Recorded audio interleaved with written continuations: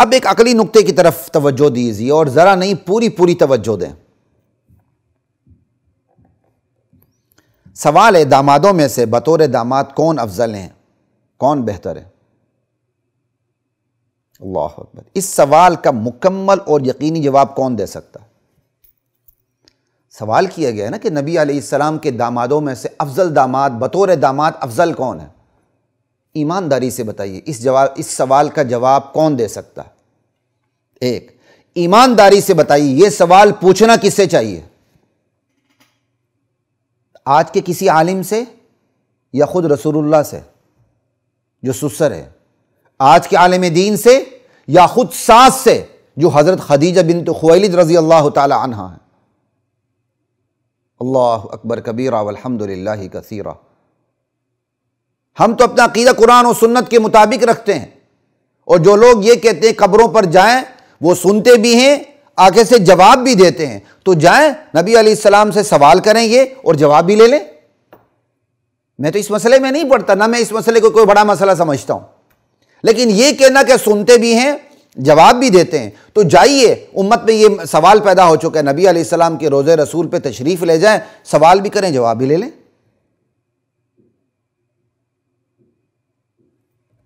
اللہ اکبر کبیرہ والحمد للہ کثیرہ۔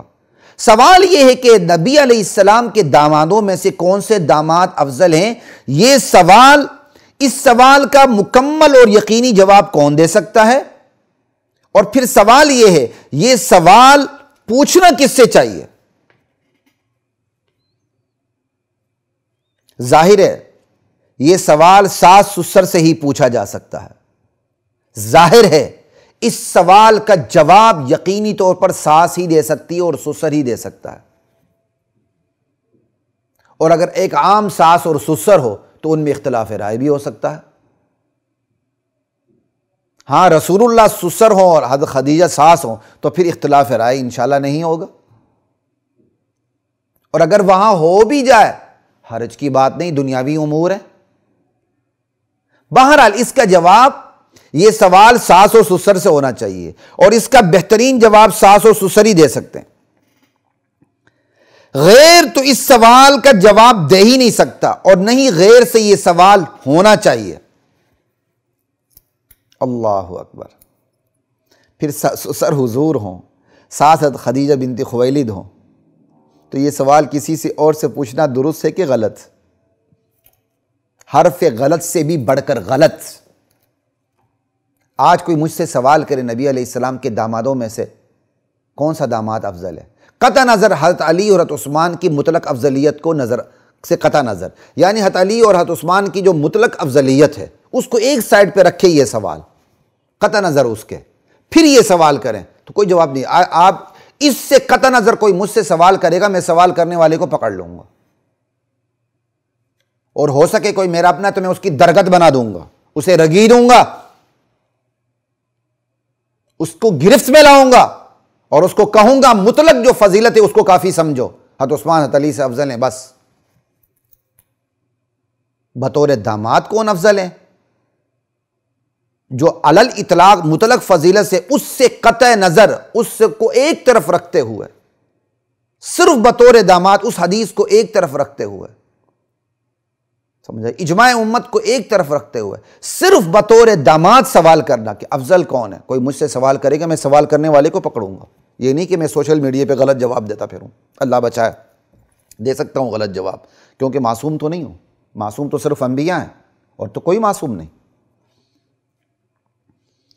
تو یہ سوال کسی اور سے پوچھنا ہی حرف غلط سے بڑھ کر غلط ہے، اور حضرت خدیجہ سے یہ سوال ممکن ہی نہیں، آج بھی ممکن نہیں حضرت خدیجہ کی قبر پہ جا کے، کیونکہ حضرت خدیجہ رضی اللہ تعالیٰ عنہ جب حیات تھیں تو یہ مکمل 3 داماد نہیں تھے، حضرت خدیجہ کے ہوتے ہوئے حضرت فاطمہ کا نکاح تو نہیں ہوا تھا۔ اللہ اکبر۔ تو حضرت خدیجہ تو اس سوال کا جواب دے ہی نہیں سکتی، صحابہ نے حضور سے بھی یہ سوال نہیں کیا، حضور نے بھی کوئی جواب نہیں دیا، اور حضور کا اس سلسلے میں کوئی کلام موجود بھی نہیں۔ البتہ چند چیزیں آپ کے سامنے رکھتا ہوں، میں یہ اس لیے آپ کے سامنے رکھ رہا ہوں تاکہ آپ کو تینوں دامادوں کا تعارف بھی ہو جائے۔ 2 دامادوں کا تعارف تو ہے حضرت عثمان کا، حضرت علی کا، تیسرے جو داماد ہے جو ترتیب میں پہلے نمبر پر ہیں، سب سے پہلے داماد تھے حضرت جو مستقل دامادوں میں سب سے پہلے داماد حضرت ابو العاص بن ربیع اموی بنو امیہ سے، نبی علیہ السلام کی 4 بیٹیوں میں سے 3 بیٹیاں بنو امیہ میں گئی ہیں۔ بنو امیہ کو گالی دینے والوں ہوش میں آؤ، تمہیں شرم آنی چاہیے کہ مطلق بنو امیہ کا نام لے کے تم گالیاں دیتے ہو، دشمنان صحابہ کو خوش کرتے ہو، تم سے تو بڑا بغیرت دنیا میں کوئی نہیں ہے۔ انشاءاللہ ہم اس پر بھی پروگرام کریں گے۔ مطلق بنو امیہ کو گالیاں دینا، ان کی تنقیص کرنا، ان کی توہین کرنا، لعنت ہو ایسے لوگوں کے اوپر۔ انا للہ و انا الیہ راجعون۔ اب میں 3 دامادوں کے حوالے سے کچھ آپ کے سامنے بات رکھنے لگا ہوں، تینوں دامادوں کے حوالے سے نبی علیہ السلام کے۔ حضور صلی اللہ علیہ وسلم کی 2 بیٹیاں یک کے بعد دیگرے ایک ہی داماد کے پاس گئیں، اور بعض روایات میں جن پر اگرچہ کلام کیا گیا ہے یہ موجود ہے کہ میری 40 بیٹیاں بھی ہوتیں تو یہ میں یک کے بعد دیگرے عثمان کو دیتا چلا جاتا، اگرچہ ان روایات پر کلام موجود ہے۔ اولین داماد، اللہ اکبر،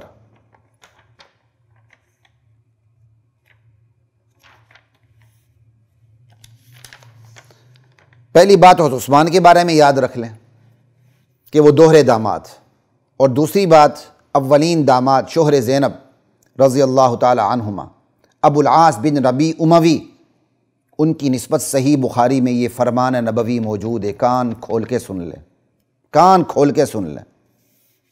اور بخاری کی روایت نمبر بھی یاد رکھ لیں 3110، مسلم کی روایت بھی یاد رکھیں 6309۔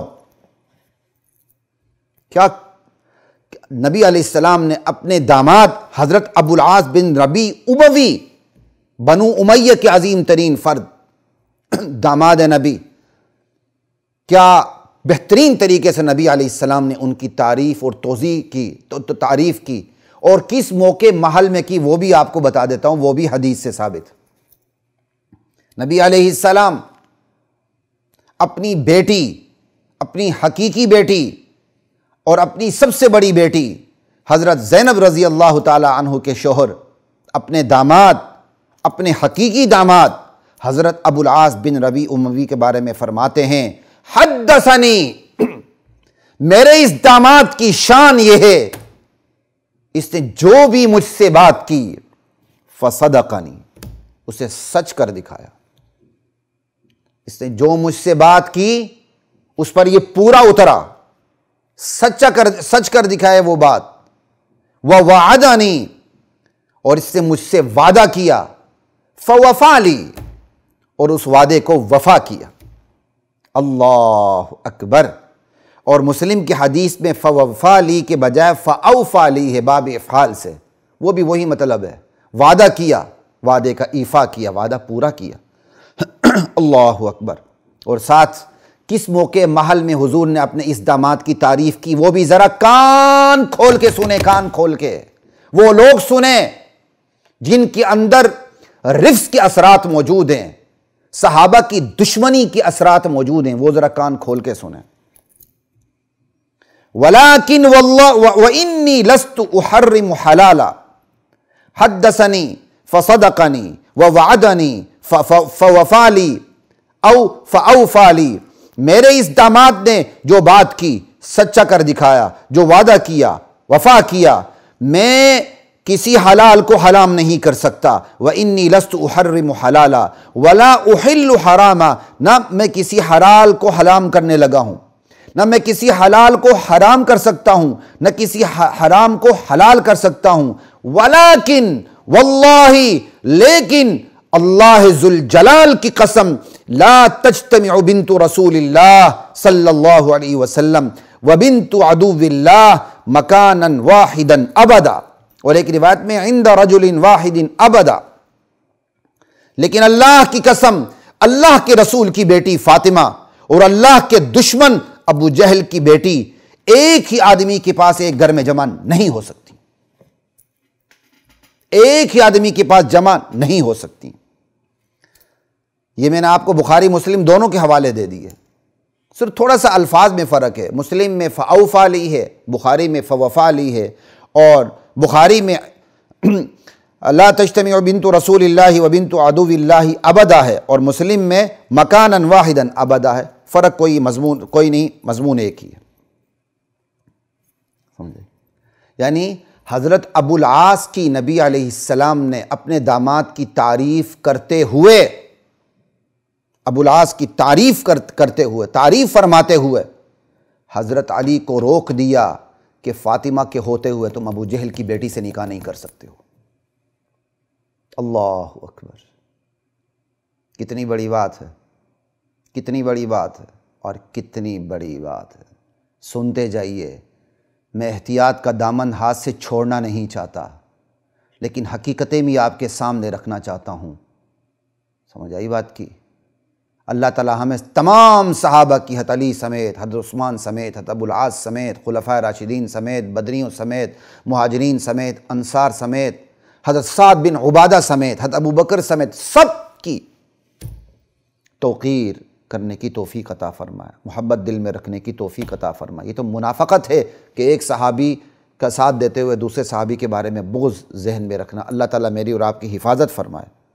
اب میں آپ کو تھوڑی سی تفصیل بتا دیتا ہوں۔ ہوا یوں کہ حضرت علی رضی اللہ تعالی عنہ نے ابو جہل کی بیٹی سے نکاح کرنا چاہا، ابو جہل ان کی بیٹی سے نکاح کرنا چاہا۔ حضرت فاطمہ کو پتہ چلا، حضرت فاطمہ نے شکایت کر دی نبی علیہ السلام سے، اور آپ سے گلہ بھی کر دی نبی علیہ السلام سے کہ آپ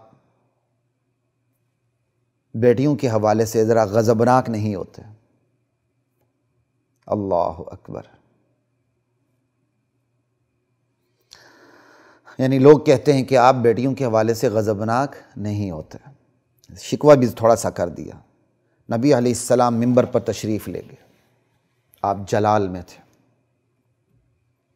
آپ نے حضرت علی کو ابو جہل کی بیٹی سے نکاح سے روکنے سے پہلے اپنے داماد حضرت ابو العاص بن ربیع اموی کی، جو حضرت خدیجہ کے بانجے تھے، سگے بانجے تھے، اور اسلام کے لیے قربانی دینے والی صحابی حضرت حالہ کے بیٹے تھے، حضرت علی کو نکاح سے روکنے سے پہلے حضرت ابو العاص بن ربیع اموی کی ان الفاظ میں تعریف فرمائی کہ حدثنی فصدقنی ووعدنی فوفا لی، ابو العاص نے تو جو مجھ سے بات کی سچ کر دکھایا، جو وعدہ کیا وفا کیا۔ اور پھر اس کے بعد آپ نے صاف الفاظ میں کہا، میں کسی حرام کو حلال نہیں ٹھہرا سکتا، کسی حلال کو حرام نہیں ٹھہرا سکتا، لیکن یہ بات سن لی جائے کہ اللہ کے رسول کی بیٹی اور اللہ کے دشمن کی بیٹی ایک گھر میں جمع نہیں ہو سکتی، ایک مرد کے تحت نہیں آ سکتی۔ یہ صاف الفاظ میں نبی علیہ السلام نے حضرت علی کو پیغام دے دیا کہ میری بیٹی کے ہوتے ہوئے ابو جہل کی بیٹی میری بیٹی کی سوکن نہیں بن سکتی۔ اب اس پر لوگ سوال اٹھائیں گے، بھائی سوکن تو غلط بات نہیں ہے، اس پر ہمارا شاید پروگرام نہیں ہوا، لیکن کہیں میں نے بات نہیں، اس پر میں نے شاید بخاری کے سلسلے میں یا مختصر درس حدیث شاید صحیح بخاری کے حوالے سے ہم بات کر چکے ہیں، آپ ہمارے چینلز کو دیکھ لیجیے گا۔ نبی علیہ السلام، اتنی بات یہاں کر دیتا ہوں چونکہ سننے والے نئے ہوتے ہیں، ان کے سوال جواب پیدا ہوتے ہیں کہ جب اللہ تعالیٰ نے اجازت دی 4 تک نکاح کے تو حضور کیسے روک سکتے ہیں؟ بات یہ ہے اللہ تعالیٰ نے واقعی اجازت دی ہے، لیکن یہ اس حدیث سے یہ خصوصیت سامنے آتی ہے کہ اللہ کے رسول کی بیٹی اور اللہ کے دشمن کی بیٹی ایک گھر میں جمع نہیں ہو سکتی تھی۔ ہاں اگر ابو جہل مسلمان ہوتا حضرت عمر کی طرح، ان کی بیٹی سے نکاح کرنا چاہتے تو حضرت علی حضور کبھی نہ روکتے، کیونکہ الفاظ یہی ہیں کہ اللہ کے دشمن کی بیٹی اللہ کے رسول کی بیٹی کے ساتھ جمع نہیں ہو سکتی، ابو جہل کی بیٹی رسول اللہ کی بیٹی کے ساتھ جمع نہیں ہو سکتی۔ یہ امتیازی شان تھی بس، ورنہ حضرت علی کسی اور کی بیٹی سے نکاح کرتے، یا ابو جہل مسلمان ہو چکا ہوتا تو اس کی بیٹی سے نکاح کرتے، حضور کبھی بھی نہ روکتے۔ اتنا جواب کافی ہے، ہم اس کا مفصل جواب پہلے کسی نشست میں دے چکے ہیں۔ بہرحال